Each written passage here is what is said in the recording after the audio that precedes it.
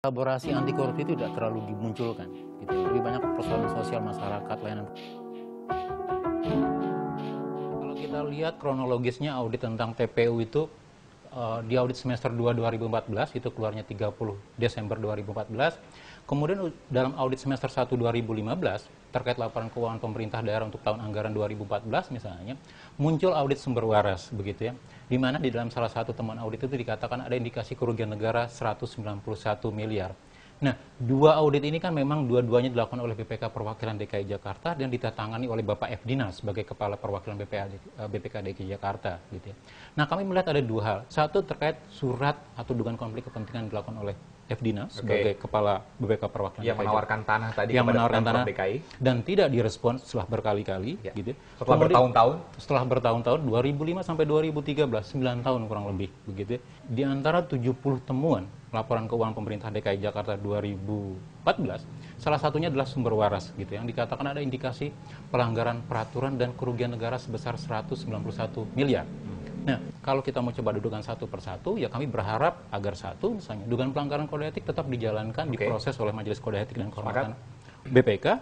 Kemudian yang kedua, kalau memang ada dugaan potensi kerugian penyimpanan pada APBD DKI Jakarta itu ditindaklanjuti gitu ya. Di antara ribuan atau ratusan lah dugaan penyimpanan pada APBD DKI Jakarta dari era gubernur sebelumnya sampai sekarang misalnya. Kemudian muncul persoalan dugaan korupsi di sumber waras. Apakah unsur-unsur korupsi pada sumber waras itu sudah terpenuhi atau belum gitu ya.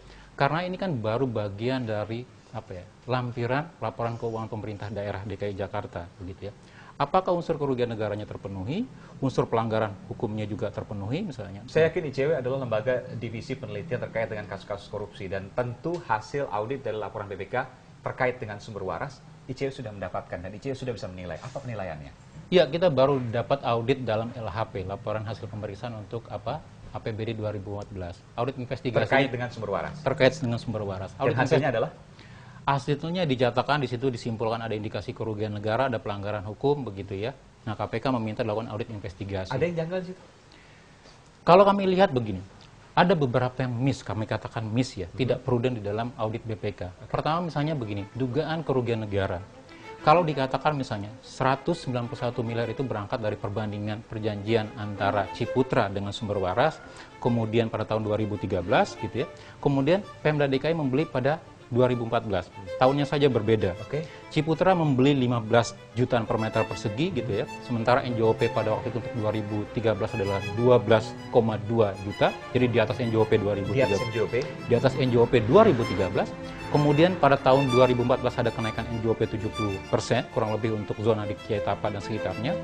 Itu menjadi 20,8 juta dan Pemda DKI membelinya sekitar 20,8 juta. Sesuai persis dengan harga NJOP. Gitu ya.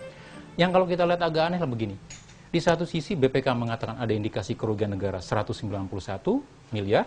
Kemudian yang digunakan benchmarking adalah kontrak dengan Ciputra pada tahun 2013. Yang notabene harganya di atas NJOP.